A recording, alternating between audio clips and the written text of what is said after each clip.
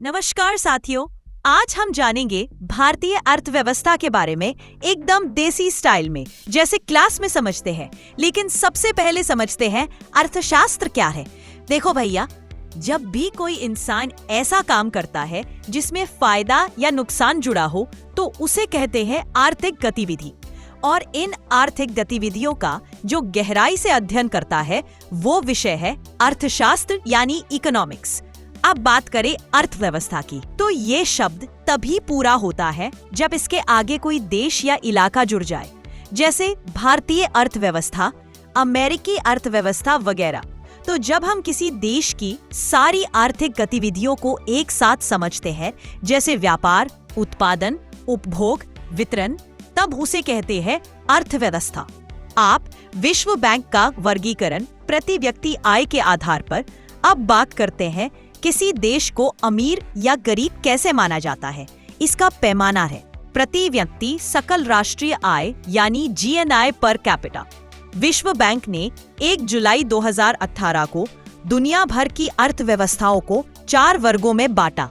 नीची आय वाली $995 या उससे कम, नीची मध्य आय $996 से 3,854, उच्च मध्य आय $3,854 से 12,055, उच्च आय $12,055 से ज्यादा। भारत अभी उच्च मध्य आय की श्रेणी की ओर बढ़ रहा है। सरकार और बाजार की भूमिका पर आधारित वर्गीकरण।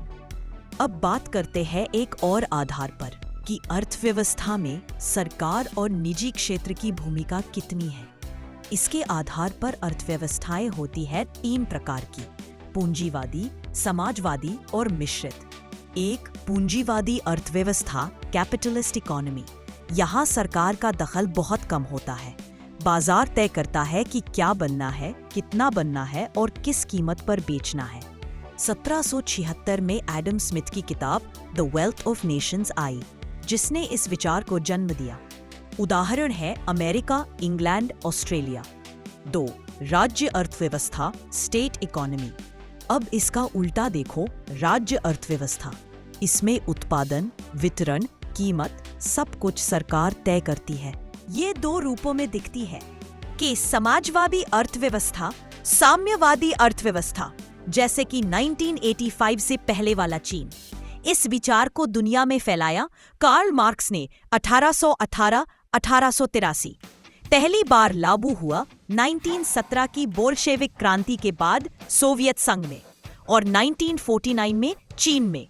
इस 3 मिश्रित अर्थव्यवस्था, मिक्स्ड इकोनॉमी। अब आते हैं हमारे जैसे देशों पर, जहां सरकार और निजी क्षेत्र दोनों मिलकर देश चलाते हैं। इसे कहते हैं मिश्रित अर्थव्यवस्था।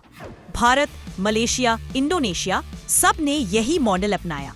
केन्स ने कहा पूंजीवाद को समाजवाद की ओर थोड़ा झुकना चाहिए और प्रोफेसर लांज ने कहा समाजवाद को भी पूंजीवाद से कुछ सीखना चाहिए।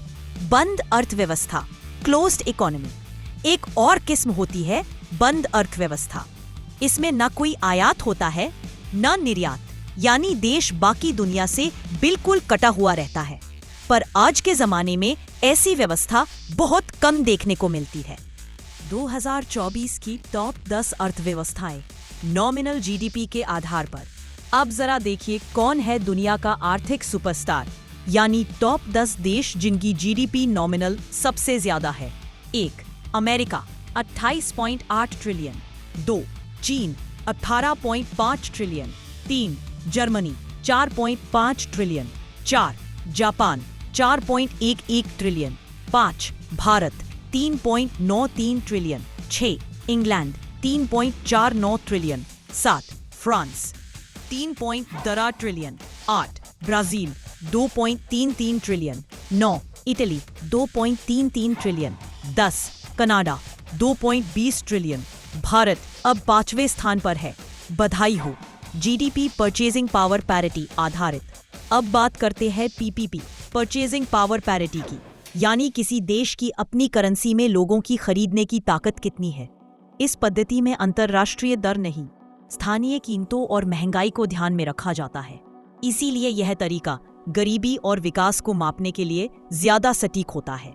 2024 में जीडीपी पीपीपी के हिसाब से टॉप 10 देश: 1. चीन 35.7 ट्रिलियन, 2. America 27.97 trillion, 3. सन Bharat 54.21 trillion, Japan 6.71 trillion, Germany 5.72 trillion, रूस 5.3 trillion, Indonesia 4.37 trillion, Brazil 5.21 trillion, 9. France 5.1 trillion, UK 3.7 trillion.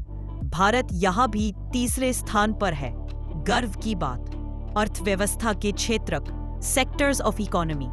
अब बात करते हैं उन जगहों की जहां से आमदनी आती है, यानी अर्थव्यवस्था के 3 मुख्य क्षेत्रक। 1. प्राथमिक क्षेत्रक, उत्पादन सीधे प्रकृति से, जैसे कृषि, वानिकी, मत्स्य पालन, पशुपालन, खनन। इसमें काम करने वाले कहलाते हैं रेड कॉलर वर्कर्स। द्वितीयक क्षेत्रक, कच्चे माल से चीजें बनाना, जैसे कारखाने, उद्योग, निर्माण आदि। तृतीयक क्षेत्रक, सेवाएं देना, जैसे बैंक, परिवहन, शिक्षा, टूरिज्म। ये था भारतीय अर्थव्यवस्था का एकदम पूरा परिचय। सारे फैक्ट्स, सारे पॉइंट्स, बिना किसी झोल के। अब आपसे सवाल, भारत नॉमिनल में कितने नंबर पर है और पीपीपी में? जवाब कमेंट में देना मत भूलना। वीडियो पसंद आया हो तो लाइक ठोक दो, चैनल को सब्सक्राइब करो और अगली क्लास में मिलते हैं।